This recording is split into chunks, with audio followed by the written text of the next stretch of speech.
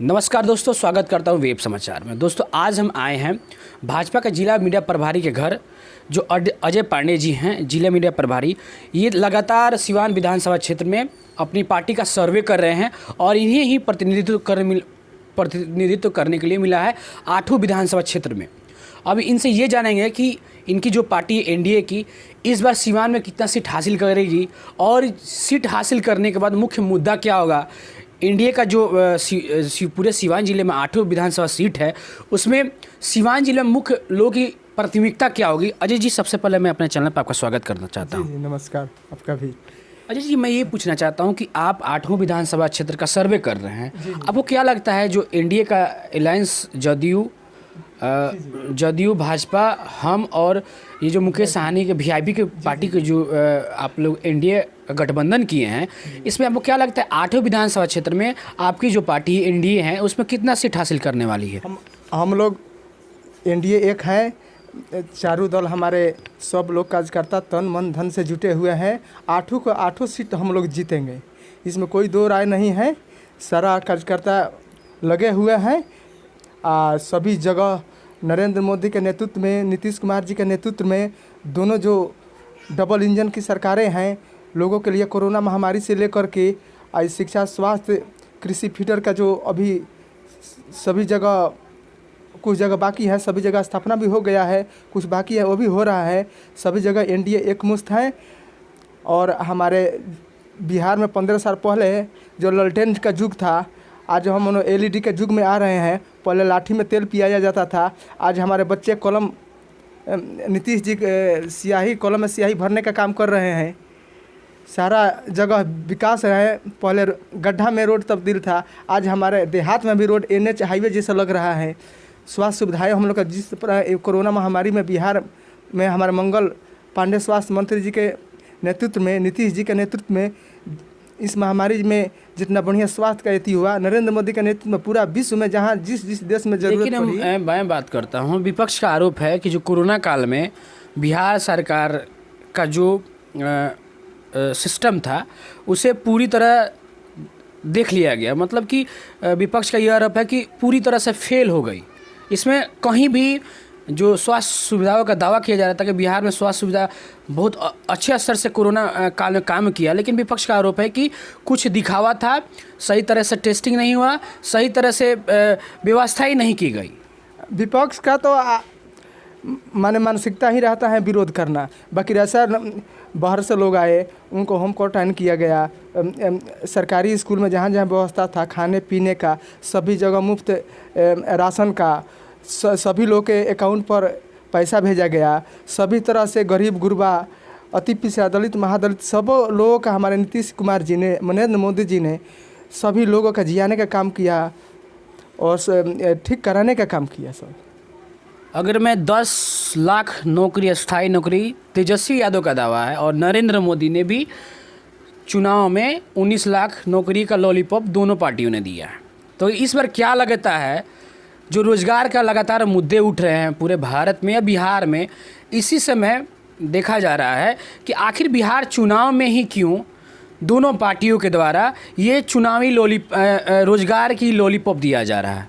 देखिए, तेजस्वी यादव जी खुद 9वीं पास हैं, खुद नौकरी अपने लेने लायक नहीं है, दूसरों का नौकरी का एथी करेंगे। 9वीं पास पर कोई बहाली आ रहा है आज के समय में है?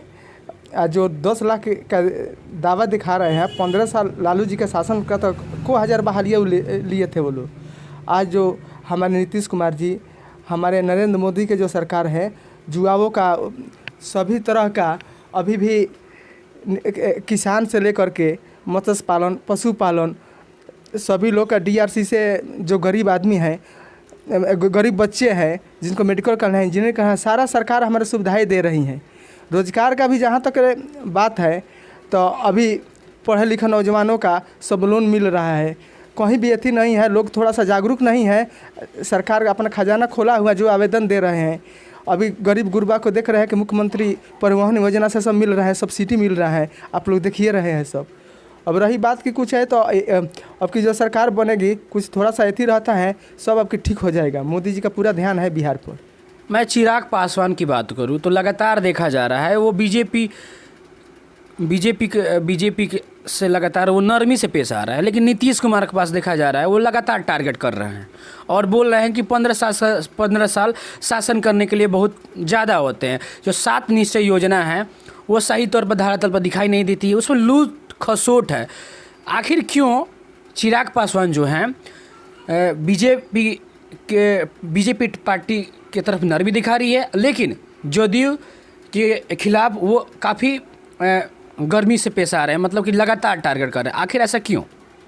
अब देखिए, चिराग पासवान जी की अपना विचार है, हमारे एनडीए के और लोग जो हैं सभी लोग एकजुट हैं। अब विकास नीतीश जी भी किए हैं, हर घर में नल का जो जल आ रहा है, सभी स्वास्थ्य सुविधाएं हो रही हैं। पहले जो खंडहर था आज चमक रहा है, स्वास्थ्य सुविधाएं भी बहुत बढ़िया हो रहा है।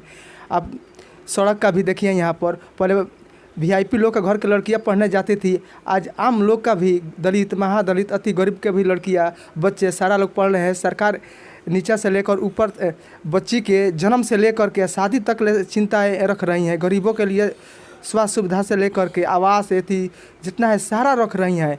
इसमें कहीं दो मत नहीं है। नीतीश जी विकास पुरुष हैं, जो सिवान को जंगल राज से मुक्ति मिला करके, विनाशकारी जंगल राज से मुक्ति मिला करके आज एक स्वस्थ, सुंदर, समृद्ध, वैभवशाली बिहार बनाने का संकल्पित है एनडीए, नरेंद्र मोदी और नीतीश कुमार दोनों आदमी। सिवान की राजनीति की अगर मैं बात करूं तो सिवान की राजनीति में देखा जा रहा है जहां एक इंडिया का खेमा पूरी तरह समर्पित दिखाई दे रहा है और दूसरी तरफ इंडिया का जो खेमा है कुछ सीटों के चलते वो नाराज़गी दिखाई दे रही है और कुछ निर्दलीय प्रत्याशियों को भी उतारा गया है। तो क्या लगता है इनके आने से इंडिया का जो वोट बैंक है उस पर असर पड़ेगा? कोई अच्छा असर नहीं पड़ेगा। कल हमारे माननीय भाजपा के राष्ट्रीय अध्यक्ष जेपी नड्डा जी के साथ बैठकें हुए हैं, जदयू, बीजेपी का, वीआईपी का, हम का, सभी कार्यकर्ता एकजुट है। 8 विधानसभा सभी लोग मिल करके 8 विधानसभा जीतेंगे हम लोग। अजय जी, मैं ये भी जानना चाहता हूँ कि चिराग पासवान अगर ज़्यादा सीट लाते हैं, जदयू से ज़्यादा 143 सीटों पर चुनाव लड़ रहे हैं, अगर बीजेपी जदयू से ज़्यादा सीट लाती है तो क्या आपको लगता है जो आप एनडीए का जो मजबूत गठबंधन का दावा कर रहे हैं, तो क्या जदयू से गठबंधन तोड़ के चिराग पासवान के साथ जा सकती है और क्या बीजेपी चिराग पासवान को मुख्य चेहरा मान सकती है? नहीं, हमारे राष्ट्रीय अध्यक्ष जेपी नड्डा जी, हमारे गृह मंत्री अमित शाह जी, नरेंद्र मोदी जी, सारे लोग बोल रहे हैं कि हम नीतीश कुमार के चेहरा पर चुनाव लड़ रहे हैं, चाहे सीट कम है या बेसी हो, हमारे मुख्यमंत्री नीतीश कुमार जी ही रहेंगे। आखिर क्यों चिराग पासवान का ये भी आरोप है कि बीजेपी के सुशील कुमार मोदी के द्वारा मुझे वोट काटवा कहा गया, वो दिन भूल गए जब मेरे पापा उनके साथ हमेशा खड़े रहते थे। वो इस परिस्थिति में वोट काटवा बोले हैं कि जिस समय चुनाव है, 10 दिन भी नहीं हुए मरे हुए, तो आखिर क्यों बीजेपी उनको वोट काटवा को बोल रही है? अब देखिए, एनडीए में हम लोग चुनाव लड़ रहे हैं। अब जो घटक दल हमारा साथ नहीं है तो एनडीए का वो नहीं है, वो सेंट्रल में लेकिन है। लेकिन चिराग पासवान तो वो बोल रहे हैं कि मैं हनुमान हूँ, नरेंद्र मोदी का मैं हनुमान हूँ, मैं हमेशा नरेंद्र मोदी के लिए समर्पित रहूँगा, मैं सपोर्ट हमेशा करूँगा। सही बात है, वो रहे, उसे अथी नहीं है। बाकी हम लोग चारों दल हैं, एकजुट है, इसमें कहीं अथी नहीं है। ये चिराग जी से हम लोग का यहाँ लेना देना नहीं है। मैं आता हूँ मुकेश साहनी की तरफ, वीआईपी पार्टी की तरफ। एक समय महागठबंधन की ओर थे, उस समय उनको पार्टी से संतुष्टि नहीं मिली आरजेडी महागठबंधन से, तो महागठबंधन से उन्होंने तेजस्वी यादव के मंच पर ही बोल दिया कि हमें विश्वासघात किया गया है और छुड़ा घोंपा गया है। मुझे याद है 2014 के चुनाव में मुकेश सहनी नरेंद्र मोदी के साथ थे, उन्होंने चुनाव भी लड़ा था और वो सांसद एमपी का भी सीट जीता था। लेकिन क्या पड़ी कि वो गठबंधन से हट गए एनडीए से, फिर महागठबंधन में गए, तो फिर अब क्या पड़ी कि जब उनको फिर एनडीए में आना पड़ा। देखिए, भाजपा जो है राष्ट्रीय विचारधारा का पार्टी है। जो लोग यहाँ से जाते हैं फिर भी दूसरा जगह मन नहीं लगता है, फिर आते हैं जो मान सम्मान देता है दलित, महादलित, उपेक्षित लोगों का, अति पिछड़ों का भाजपा मान सम्मान करती है। अब मुकेश सहनी जी का भी, हमारे एनडीए के जितने भी लोग हैं मान सम्मान किए हैं। वो हमारे आदरणीय हैं, पूजनीय हैं, उनको अति पिछड़ा का बेटा है, सन ऑफ मलाह उनको बोला जाता है। हम लोग वो पार्टी हमारे गले लगाई हैं और उनको जहाँ जहाँ सीटें हैं वहाँ पूरा एनडीए एकजुट होकर के उनके प्रत्याशी को जिताएगी।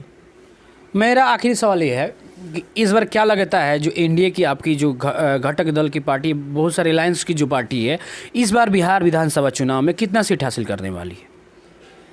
हमारे घटक दल सभी लोग हैं, भरपूर समर्थन मिल रहा है। हम लोग 200 से नीचे सीट नहीं लाएंगे। दोस्तों, जैसे कि देख रहे थे, आज हमारे साथ भाजपा के जिला मीडिया प्रभारी मौजूद थे। इनसे हम साफ चर्चा की सीवान के राजनीति पर। इनका मानना है कि हम 8 विधानसभा क्षेत्र पर विजयी हासिल कर रहे हैं और जो एनडीए हमारी जो पार्टी, जो घटक दल है, वो पूर्ण बहुमत के साथ हमारी सरकार बनाने वाली है।